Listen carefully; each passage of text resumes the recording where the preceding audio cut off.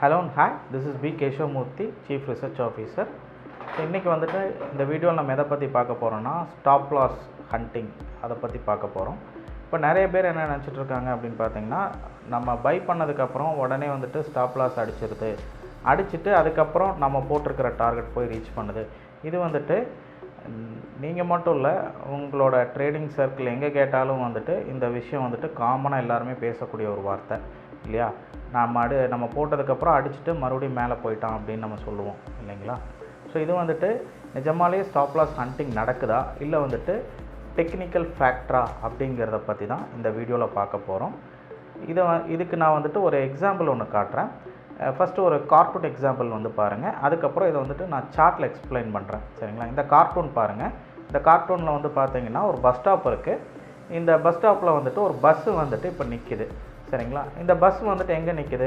இப்போ பிரேக் போட்ட உடனே கொஞ்சம் தள்ளி போய் நிற்கிது சரிங்களா? இது என்ன சொல்லுவாங்க அப்படின்னு பார்த்தீங்கன்னா பேலன்ஸ் ஆஃப் ஃபோர்ஸ் அப்படிம்பாங்க சரிங்களா?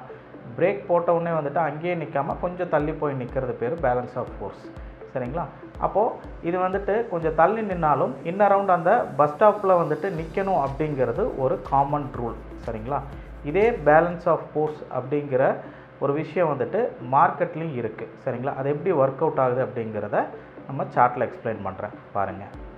அதே மாதிரி இப்போ மார்க்கெட்லேயும் வந்து பார்த்திங்க அப்படின்னா ரெசிஸ்டன்ஸ் எடுக்க வேண்டிய இடத்துல ரெசிஸ்டன்ஸ் எடுக்காமல் பிரேக் அவுட் ஆகும் சரிங்களா? இதை வந்துட்டு பேலன்ஸ் ஆஃப் ஃபோர்ஸ், நம்ம எப்படி அந்த பஸ் எக்ஸாம்பிளில் பார்த்தோமோ அதே மாதிரி வந்துட்டு இங்கேயும் வந்துட்டு பேலன்ஸ் ஆஃப் ஃபோர்ஸ் நடக்கும். எப்படின்னா ரெசிஸ்டன்ஸ்லேயே வந்துட்டு ஸ்ட்ராங் ரெசிஸ்டன்ஸ், வீக் ரெசிஸ்டன்ஸ் அந்த மாதிரி இருக்கும் சரிங்களா? இப்போது ரெசிஸ்டன்ஸ் எடுக்க வேண்டிய இடத்துல எடுக்காமல் கொஞ்சம் மேலே ஏறி ஒரு பிரேக் அவுட் மாதிரி கொடுத்துட்டு அதுக்கு மேலே போய் க்ளோஸ் ஆகும் சரிங்களா? பட் ஸ்டில் இருந்தாலும் அது வந்துட்டு ஒரு ரெசிஸ்டன்ஸ் ஏரியா அப்படிங்கிறனால உங்களுக்கு என்ன ஆகும் அப்படின்னு பார்த்தீங்கன்னா அந்த ரவுண்டு அந்த ரெசிஸ்டன்ஸை சுற்றி வந்துட்டு மார்க்கெட் என்ன ஆகும்னு பார்த்தீங்கன்னா மேலே பிரேக் அவுட் ஆனாலும் மறுபடியும் வந்து பார்த்திங்கன்னா கீழே வர ஆரம்பிக்கும் சரிங்களா? ஒரு எக்ஸாம்பிள் காட்டுற மாதிரி இருந்துச்சுன்னா இப்போ இந்த இடத்த பாருங்கள். இப்போ இந்த இடத்துல வந்துட்டு பிரேக் அவுட் ஆகிடுச்சு. ஓகே, ஸோ இந்த ஹைக்கு மேலே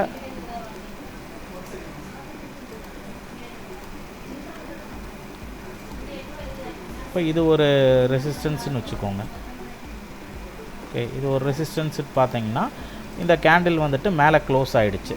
ஓகே, அப்போ நம்ம என்ன நினச்சிக்கிடுவோம்னா இதுக்கு மேலே க்ளோஸ் ஆகிடுச்சு, ஸோ உடனே வந்துட்டு நம்ம பை எடுப்போம் சரிங்களா? இந்த இடத்துல தான் வந்துட்டு நம்ம எல்லாருமே ஏமாறுறது. ஸோ ஒரு இடத்துல வந்துட்டு மேலே ஒரு ரெசிஸ்டன்ஸ் எடுக்க வேண்டிய இடத்துல ப்ராப்பராக எடுக்கலை அப்படின்னா அந்த ரெசிஸ்டன்ஸ் வந்துட்டு கொஞ்சம் வீக்காக இருக்குதுன்னு அர்த்தம். அப்போது அது என்ன ஆகும் அப்படின்னு பார்த்தீங்கன்னா கொஞ்சம் மேலே ஏறி க்ளோஸ் பண்ணாலும் திரும்பவும் கீழே வந்துட்டு தான் போகும் மார்க்கெட்டில் சரிங்களா?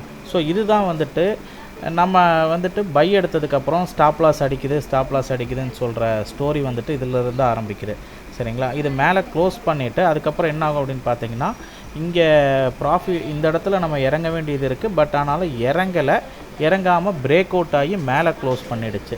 பட் ஸ்டில் வந்து பார்த்திங்கன்னா இந்த சரௌண்டிங்கில் இருக்கிறனால மறுபடியும் வந்துட்டு மார்க்கெட் வந்துட்டு கீழே விழுக ஆரம்பிக்கும். அதை எப்படி நம்ம கண்டுபிடிக்கலாம் அப்படின்னு பார்த்தீங்கன்னா திரும்பவும் இந்த ப்ரீவியஸ் ஹை இருக்குது பார்த்தீங்களா? அப்போ இந்த ஹைக்கு கீழேயோ இல்லை அந்த ரெசிஸ்டன்ஸ் லைன் நீங்கள் வரைஞ்சிருக்கீங்கன்னு வச்சுக்கோங்க, அந்த லைனுக்கு கீழேயோ கேண்டில்ஸ் வந்துட்டு மறுபடியும் கீழே க்ளோஸ் ஆச்சுன்னு வச்சுக்கோங்க. அப்போ அதை வச்சு நம்ம புரிஞ்சுக்கலாம் மார்க்கெட் வந்துட்டு மறுபடியும் கீழே வர ஆரம்பிக்குதுன்ட்டு. அப்போ அது எவ்வளோ தூரம் வரலாம் அப்படின்னு பார்த்தீங்கன்னா உங்களுக்கு இது கீழே க்ளோஸ் ஆனதுக்கப்புறம் இந்த ப்ரீவியஸ் இந்த ஹை வரைக்கும் வந்துட்டு கூட மார்க்கெட்டில் திரும்பலாம். அப்படி இல்லை அப்படின்னா உங்களுக்கு ஒரு மிட் லெவலில் வந்துட்டும் திரும்பலாம். அப்படி இல்லை அப்படின்னா உங்களுக்கு இந்த ரேலி எங்கேருந்து ஸ்டார்ட் ஆச்சோ அது வரைக்கும் வந்துட்டு கூட உங்களுக்கு இது வரைக்கும் வந்திருக்கு பாருங்கள், இங்கே வந்துட்டு கூட மறுபடியும் போகலாம் சரிங்களா? ஸோ அப்போது இதனால தான் வந்துட்டு நம்ம போடுற ஸ்டாப் லாஸ் எல்லாம் அடிக்குதுன்னு நம்ம சொல்கிறோம் சரிங்களா? இது வந்துட்டு டெக்னிக்கலாக நடக்கிற ஒரு ஃபேக்டர் சரிங்களா? ஒரு ரெசிஸ்டன்ஸ் எடுக்க வேண்டிய இடத்துல மார்க்கெட் எடுக்கலை, அதனால் வந்துட்டு பிரேக் அவுட் ஆகி மேலே க்ளோஸ் ஆகிடுச்சு. அப்போ வந்துட்டு என்னென்னா இந்த இடத்துல 2 ஃபேக்டரியுமே மார்க்கெட் ஃபில் பண்ணணும். பிரேக் அவுட் ஆனதுக்காகவும் மார்க்கெட் மேலே போகணும், ரெசிஸ்டன்ஸ் இருக்க வேண்டிய ஏரியா தவறி மேலே க்ளோஸ் ஆகிடுச்சு, அதனாலையும் உங்களுக்கு வந்துட்டு இந்த இடத்துல இருந்து ஒரு ப்ராஃபிட்டும் புக் ஆகி வரணும் கீழே சரிங்களா? இந்த 2 ஃபேக்டருமே இந்த இடத்துல நடக்கும். அப்போ என்ன ஆகும்னு பார்த்தீங்கன்னா முதல்ல கீழே வந்துட்டு அதுக்கப்புறம் வந்துட்டு பார்த்திங்கன்னா மேலே போகும் சரிங்களா? இப்போ இந்த கேஸில் வந்து பார்த்திங்கன்னா மேலே க்ளோஸ் ஆகிட்டு அதுக்கப்புறம் கேண்டில் கீழே க்ளோஸ் ஆகி கீழே வந்திருக்கு சரிங்களா? கீழே வந்துட்டு இது வரைக்கும் வந்துட்டு, அதாவது இந்த ப்ரீவியஸ் சப்போர்ட் எங்கே இருக்கோ அந்த ஜோன் வரைக்கும் வந்துட்டு மறுபடியும் வந்து பார்த்திங்கன்னா மார்க்கெட் வந்துட்டு மேலே போக ஆரம்பிச்சிருச்சு. ஸோ அப்போ என்ன ஆகும் அப்படின்னு பார்த்தீங்கன்னா, அப்போ இங்கே எடுத்தவங்களுக்கு எல்லாத்துக்குமே ஸ்டாப் லாஸ் கண்டிப்பாக நம்ம மேக்ஸிமம் இந்த லோ வரைக்கும் போட்டிருப்போம். அப்போ இது ஸ்டாப் லாஸ் அடிச்சுட்டு மறுபடியும் என்ன ஆகும் அப்படின்னு பார்த்தீங்கன்னா மார்க்கெட் மேலே போகும். ஓகே, ஸோ இதே மாதிரி வந்து பார்த்திங்கன்னா இன்னொரு ஏரியா இருக்குது சரிங்களா. இது வந்துட்டு ஃபுல்லாக அந்த ப்ரீவியஸ் சப்போர்ட் வரைக்கும் மார்க்கெட் இறங்கிட்டு ரிக்கவரி ஆகிறது இருக்குது. அதே மாதிரி இந்த ப்ரீவியஸ் லோ வரைக்கும் வராமல் இந்த ஏரியாவில் பாருங்கள்,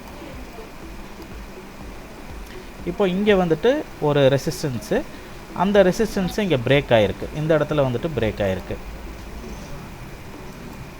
ஓகே, இந்த இடத்துல வந்து பார்த்தீங்கன்னா இந்த கேண்டில்ஸு இந்த கேண்டில்லாம் பிரேக் ஆகிருக்கு சரிங்களா. பிரேக் ஆகி மேலே க்ளோஸ் ஆகிருக்கு. அப்போ நம்ம என்ன பண்ணுவோம்னா இமீடியட்டாக நம்ம பை பண்ணிடுவோம் சரிங்களா, இமீடியட்டாக பை பண்ணிடுவோம்.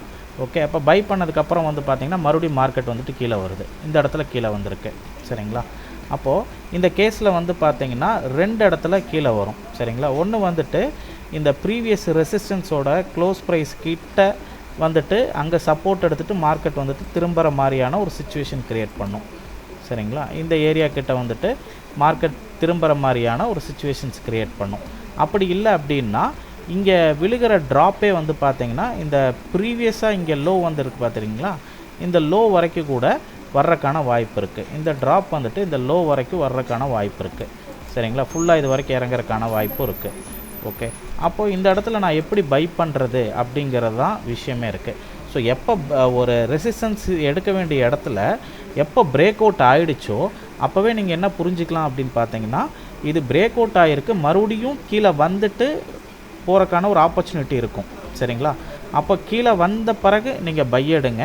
அப்போ எங்கே பை எடுக்கலாம் அப்படின்னு பார்த்தீங்கன்னா, இப்போது இதில் 2 கேஸ் நான் சொல்லியிருக்கேன். ஒன்று வந்துட்டு இந்த ப்ரீவியஸோட ஹையோட க்ளோஸ் நியரஸ்ட்டாக இங்கே வந்துட்டு மார்க்கெட் திரும்பும். அப்படி இல்லை அப்படின்னா ஃபுல்லாக வந்துட்டு அந்த ப்ரீவியஸ் ட்ராப் வரைக்கும் பக்கத்தில் வந்துட்டு திரும்பும் சரிங்களா. அப்படி ப்ரீவியஸ் ட்ராப் வரும்போது வந்துட்டு ஃபஸ்ட்டு நான் இது சொல்கிறேன். இப்போ இந்த க்ளோஸ் பக்கத்தில் வருதுன்னு வச்சுக்கோங்க, இந்த ப்ரீவியஸ் ஹையோட க்ளோஸ் பக்கத்தில் வருது அப்படின்னா இங்கே வந்ததுக்கப்புறம் மார்க்கெட் என்ன ஆகும் அப்படின்னு பார்த்தீங்கன்னா, இங்கே வந்துட்டு மறுபடியும் மார்க்கெட் திரும்பி இந்த எகைன் இங்கே ஒரு ஹை வச்சுச்சு பார்த்தீங்களா, இந்த ஹையவே வந்துட்டு மார்க்கெட் வந்துட்டு மறுபடியும் பிரேக் ஆகும் சரிங்களா. இப்போ வந்துட்டு நம்ம பை பண்ணோம் அப்படின்னா நமக்கு வந்து சக்ஸஸ் கிடைக்கும் சரிங்களா. ஃபஸ்ட்டு கேஸ் வந்து பார்த்திங்கன்னா இந்த ஹையை இங்கே பிரேக் ஆகிடுச்சு, நம்ம பை பண்ணிட்டோம், மார்க்கெட் கீழே வருது, கீழே வந்துட்டு இந்த ஹையோட க்ளோஸ் ப்ரைஸ் நியரஸ்ட்டாகவே மார்க்கெட் சப்போர்ட் எடுத்துகிட்டு திரும்புகிற மாதிரியான ஒரு சிச்சுவேஷன் மார்க்கெட் கொடுக்கும்.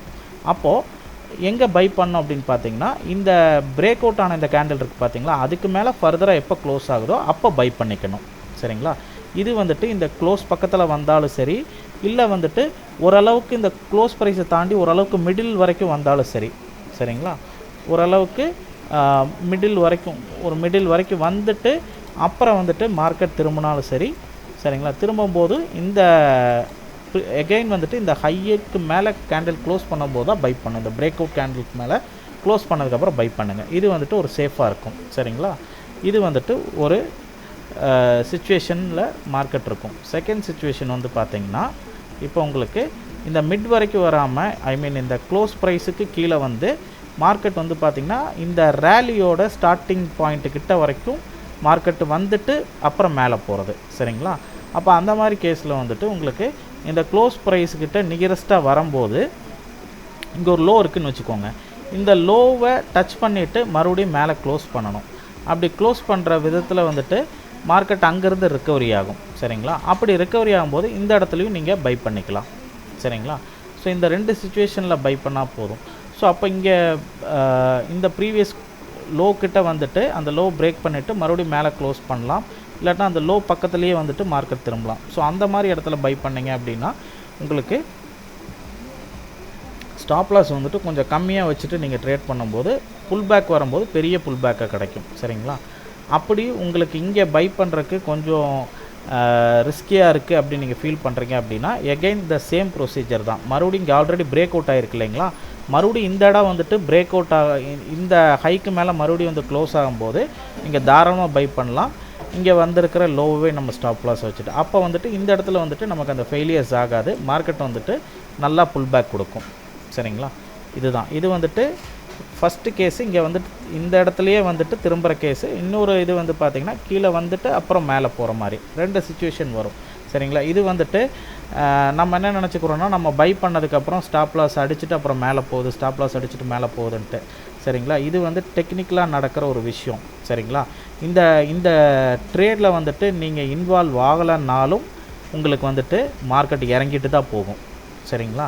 நீங்கள் இன்வால்வ் ஆகிட்டங்காட்டி மார்க்கெட் இறங்குறது கிடையாது. நீங்கள் ட்ரேடே அந்த இடத்துல பண்ணலனாலும் இறங்கி தான் ஏறும். சரிங்களா? இதுதான் வந்துட்டு ரியலாக மார்க்கெட்டில் நடக்கிறது. சரிங்களா? ஸோ நம்ம போடுற அந்த 1 லாட் 2 லாட்டை வந்துட்டு ஸ்டாப் லாஸ் ரன் பண்ணி அந்த மாதிரியெல்லாம் நடக்கிறது கிடையாது. சரிங்களா? இந்த விஷயத்தை வந்துட்டு பேலன்ஸ் ஆஃப் ஃபோர்ஸ் அப்படிம்பாங்க. சரிங்களா? ஸோ இது வந்துட்டு ப்ராப்பராக நீங்கள் வந்து டெக்னிக்கல் அனாலிசிஸ் பண்ணி பண்ணும்போது என்னென்னா உங்களுக்கு ரொம்ப சக்ஸஸ்ஃபுல்லாக வந்துட்டு இந்த விஷயத்தை நீங்கள் பண்ண முடியும். சரிங்களா? என்ன ட்ரேடர்ஸ் இப்போ புரிஞ்சிருக்கும்னு நினைக்கிறேன். இது ஸ்டாப் லாஸ் ஹண்டிங்காக இல்லை வந்துட்டு ஒரு டெக்னிக்கல் ஃபேக்டரான்ட்டு. சரிங்களா? யாராவது உங்கள் ட்ரேடிங் சர்க்கிள்லேயே ஸ்டாப் லாஸ் அடிச்சுட்டு டார்கெட் அடிச்சிச்சுன்னு சொன்னாங்கன்னா இந்த வீடியோ அவங்களுக்கு காட்டுங்க, அவங்க வந்து புரிஞ்சுக்கிடுவாங்க. சரிங்களா? ஸோ மார்க்கெட்டில் வந்துட்டு நிறையா ஸ்மார்ட் ட்ரேடர்ஸ் இருக்காங்க. ஸோ அவங்க மத்தியில் வந்துட்டு நம்மளும் வந்துட்டு ஸ்மார்ட்டாக ட்ரேட் பண்ணால் மட்டும்தான் இந்த ட்ரேடிங்கில் வந்துட்டு நம்ம ஜெயிக்க முடியும். ஓகே. ஸோ மார்க்கெட் பற்றின இன்னும் புதிய தகவல்கள் நீங்கள் தெரிஞ்சுக்கணும்னு நினச்சிங்கன்னா ஸ்கை ப்ரோக்கிங் சேனலை வந்துட்டு சப்ஸ்கிரைப் பண்ணுங்கள். அதே மாதிரி வந்துட்டு நம்ம டெய்லி 1 o'clock வந்து பார்த்திங்கன்னா லைவ் மார்க்கெட் கமெண்ட்ரி கொடுத்துட்ருக்கோம்.